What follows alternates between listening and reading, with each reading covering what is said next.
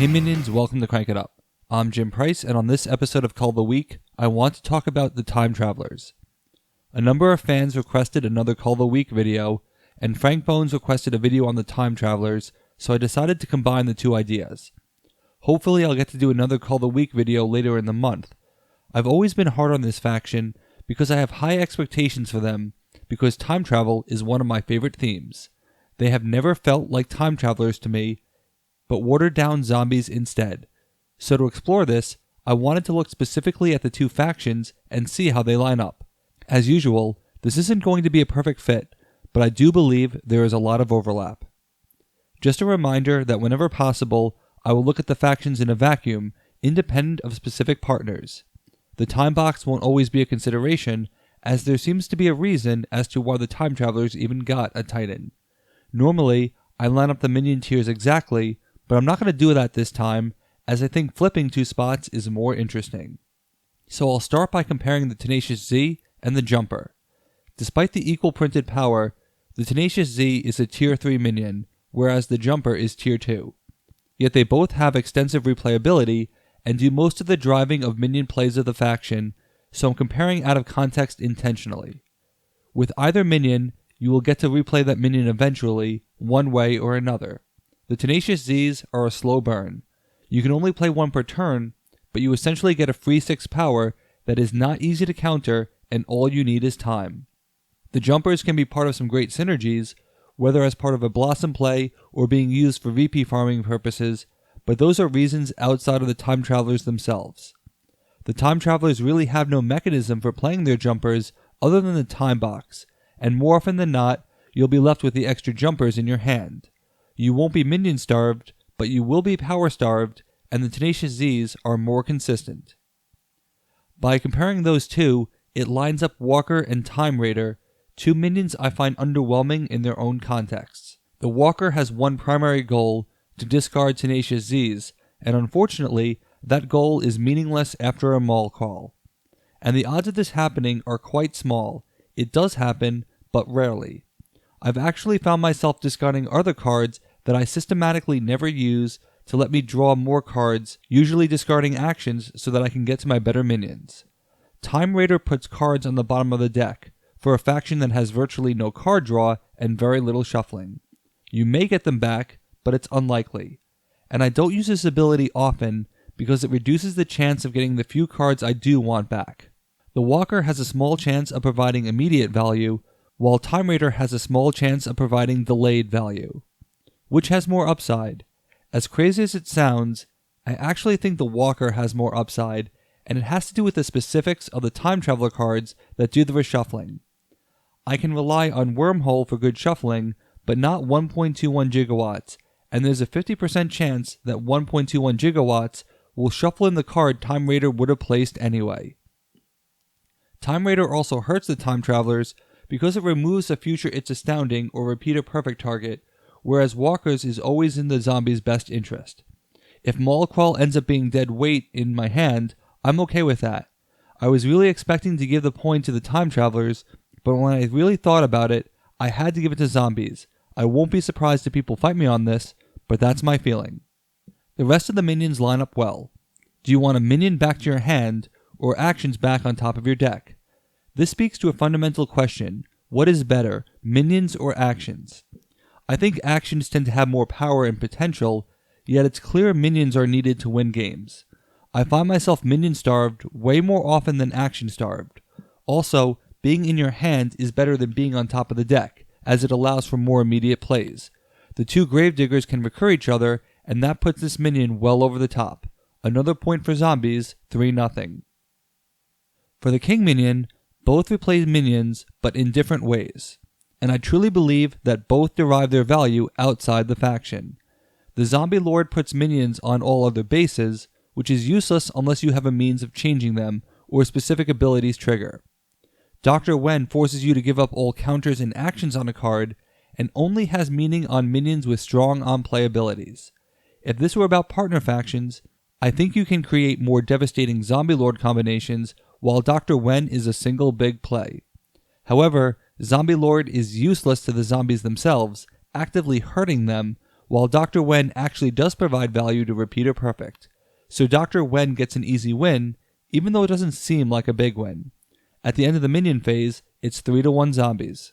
A lot of the actions line up surprisingly well, which should be expected since the actions of these factions tend to be actionized versions of their minions. They Keep Coming is a stronger Gravedigger, while Do-Over is Dr. Wen. However, They Keep Coming has no power or base restriction, and while both let you replay a minion, They Keep Coming is clearly superior. I love playing They Keep Coming to play a Gravedigger to grab a minion that I then play with my regular minion. This leads to great power surges, while Do-Over suffers the same Dr. Wen problems. They Keep Coming gets an easy win, 4-1. Next we have Grave Robbing, and it's astounding. Again, the theme is reusing a card, implemented in the way that the faction facilitates it. Grave Robbing can get back any card from the discard pile, action, or minion. Into the Time Slip can allow you to replay a strong on-play minion as a stronger form of beam up, but it can also be used antagonistically. Into the Time Slip will occasionally be used on yourself, but mostly used on your opponents.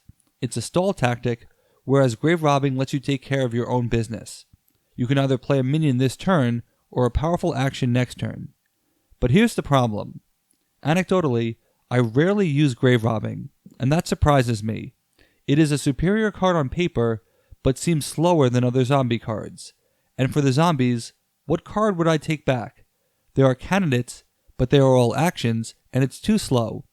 Into the Time Slip gets used all the time, however, and it became even more powerful when it became a Titan killer. I think Into this Time Slip means more to the Time Travelers than Grave Robbing to the zombies, so it has to get the point. Once again, this wasn't my first instinct, but it's my honest opinion after analyzing the facts. Next, we have two stall tactics that line up very well, Overrun and Stasis Field. Both affect the ability of a base to score, one implicitly, one explicitly. Stasis Field shuts down the scoring entirely, while Overrun makes it less likely to score. At first glance, I gave the point to Stasis Field based on that sentence alone. But I actually don't think this is close at all. Stasis Field doesn't help you win a base, it just stops it from scoring. And the Time Travelers don't have the burst potential that other factions do, and if you're already losing, it's unlikely that another turn will fix that. Additionally, all players get another turn, and Stasis Field can backfire. It can give a third player more time to overtake you, whereas Overrun scales to the number of players. Overrun actually helps you win the base. No, it's not a guarantee, as actions and movement still apply, but it gives you a chance to make a legitimate comeback. Also, it can be used to keep a player off a base entirely and allow you to score it yourself. So not only does it help you win a base, unlike Stasis Field, it can also help you win effectively. Overrun is clearly superior in my opinion, and the zombies are up 5-2. Next we have Minion Recursion cards in Not Enough Bullets or Wormhole. Wormhole lets you get all of your minions on a base back into your deck, while Not Enough Bullets lets you get specific minions back into your hand. Wormhole is a free play, but you have to take all of them, and it's rare that I want all of them, because the more minions I get, the less likely I get what I want. It even contradicts the jumpers, which would normally go back into your hand. Instead, they're going into the deck. Even though it costs my action, I like the granularity of Not Enough Bullets, and I like having the minions in my hand. It guarantees I'll get exactly what I want, and it can pay immediate dividends, whereas Wormhole may not lead to anything other than providing the Time Raider the shuffling it needs. Again, zombies get the point for a score of 6-2. Many of the same concepts are highlighted in the next comparison, Lend a Hand and 1.21 gigawatts. It's interesting because I've said a few times that I never use Lend a Hand with zombies. I think it actually makes them weaker because the zombie cards are so good at getting exactly what you want from the discard pile. But unlike the Grave Robbing debate, Lend a Hand is actually objectively better than 1.21 gigawatts. Smash Up isn't the best at using OR, and it's meant to be exclusive, either all actions or all minions. But let's say, for the sake of argument, that it was and OR. Lend a Hand would still be better, because Lend a Hand can shuffle in exactly the same cards as 1.21 gigawatts, but it can also shuffle in less, which is extremely important. You can shuffle in exactly what you want and nothing else, whereas the other forces you to take cards that will dilute your deck and draw potential. So anecdotal usage aside, when a card is objectively better, that card has to win. zombies 7-2. At this point, the comparisons begin to be looser, which is always inevitable. They're coming to get you, and It's Astounding let you replay your best cards. They're Coming to Get You can provide long-term value on a single base, but It's Astounding can be part of some truly great plays, and the effect is immediate. And for a faction that hurts for speed, that's important. I was originally going to call this a tie, but I really think It's Astounding has more upside. The difference is that the zombie card is one of several that can ultimately do the same thing, so its importance is lessened, whereas It's Astounding is special and fairly unique. It also earns bonus points for being in the All-Star deck, so point Time Travelers, 7-3. Next we have two cards that have extreme potential to be greatly useless, Outbreak and Time is Fleeting. For a faction that has no movement, Outbreak is a weaker summon that otherwise forces you to pivot onto a different base. But if played first, and you as the player are ultimately responsible for making Outbreak useful. But Time is Fleeting is largely outside your control. It depends on what bases are in the discard pile, which is rarely a large number. Worse, there are very few bases that I think the Time Travelers actually want, and many of these bases are beneficial to almost anyone. I generally play Time is Fleeting just because I can, even though I'm rarely happy with the result.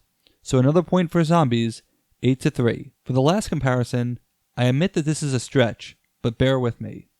On the surface, Mall Crawl and Time Walk have nothing to do with each other. But it's pretty much assumed that Mall Crawl is used to create Tenacious Z's, which have 3 copies.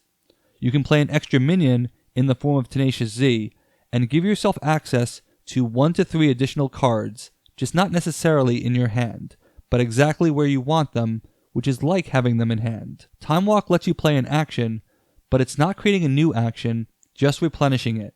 You could have played that action anyway. It nets you an extra minion and 2 cards to hand. Mall Crawl gets you the exact cards you want, where you want them, whereas 2 blind cards might not be what you want. That extra minion can be more than power 2, but given the propensity of jumpers in your hand, it's probably power 2. Also, the Tenacious Z's might provide more long-term power than the single extra play from Time Walk. Time Walk is powerful, but putting it on the bottom of the deck hurts it. It will get more powerful as the game goes on, and the deck gets thinner, but Time Travelers lack the means to make that happen. Instead, I think an early game Mall Crawl is one of the best things you can do in Smash Up, as though Tenacious Z's will provide dividends over the course of the entire game. Mall Crawl means more to the zombies than Time Walk is to the Time Travelers, and even if you give the Time Travelers the point, the score is clearly in favor of the zombies. The Time Travelers offer a different type of recursion from zombies, but that recursion in many ways is simply weaker. Some of the cards were objectively weaker, while others were an easy case. It makes it difficult to suggest drafting the Time Travelers, and it's a large part of the reason why they got a Titan. They need specific pairings to bring out their best, which can be a high ceiling, but the floor is extremely low, and that's what stands out to me. If you wanted the Time Travelers for their action recursion, I'd actually rather take the Steampunks. What do you think of the Time Travelers? Would you line up any of these cards differently? Let me know in the comments. Thanks for watching, be sure to like and subscribe, let's shut it down.